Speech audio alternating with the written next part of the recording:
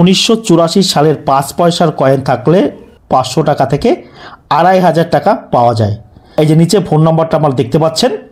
আমি থাকি পূর্ব বর্ধমান মেমারি নিমু। প্রতিদিন সকাল 8টা থেকে বিকেল 5টা।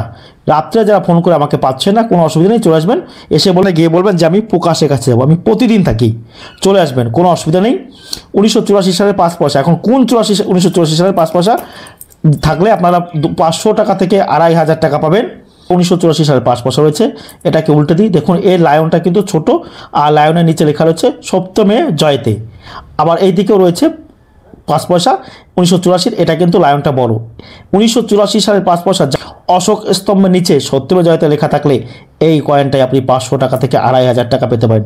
5 পয়সার অচল পয়সা দিয়ে। ভালো করে এই 5 পয়সার কয়েনটা বিক্রি হবে না, এইটা কিন্তু হবে না, এইটা বিক্রি হবে। ভালো করে দেখুন, কারণ এটা হচ্ছে লায়নটা খুব বড় বা অশোক স্তম্ভটা খুব বড়, এইটা বিক্রি হবে। ভালো করে দেখুন, অশোক স্তম্ভের নিচে কিন্তু সত্যমে জয়তে লেখা থাকতে হবে। সব 84 কিন্তু কয়েন দেবে না, এটা হচ্ছে রেয়ার ক্যাটাগরি কয়েন। তাই একটা 5 পয়সার কয়েন দিয়ে 500 টাকা থেকে 2500 টাকা আপনারা পেতে পারেন।